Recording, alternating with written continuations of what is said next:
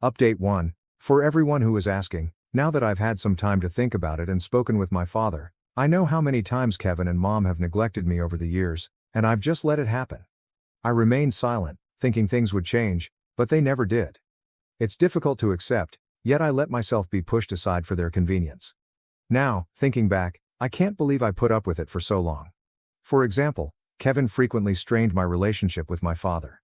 He would continually make disparaging comments about him, calling him a deadbeat or a loser in comparison to him.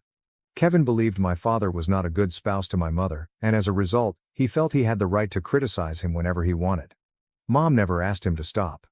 When I experienced problems at home or tried to talk to my mother about them, Kevin always rejected my concerns. He would tell me that I was exaggerating things or that I was overly sensitive because I was a girl. He often said that this was why he was so fortunate to have only boys. Kevin consistently demonstrated preference for his sons, even in minor everyday exchanges. He was always willing to help them with their bills. But if I asked my mother for anything, Kevin would probe me with endless questions. He often accused me of buying useless items and wasting money, even though it wasn't his money. It was my father's money, therefore I should have had the freedom to spend it any way I chose. Despite living in the same house, we never had quality time together as a family. Kevin and Mom would frequently make plans with his sons and exclude me, claiming they didn't want to bother me or wanted to spend quality time together without me. This often made me feel abandoned and unimportant. They'd go out to dinner or do activities they enjoyed without thinking about whether I'd want to join. This is perhaps why I was so delighted to accompany them on their vacation. They rarely engage me in their plans. Kevin and Mom also do not like to celebrate my birthdays.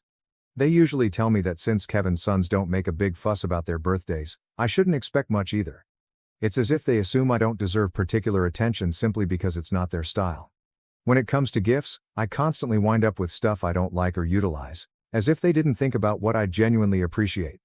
Whenever I was failing in school, Kevin would say stuff like, "You're just lazy, that's your problem, and why do you even bother with that stuff?" Instead of asking what was wrong or providing assistance, he complained about how it inconvenienced him.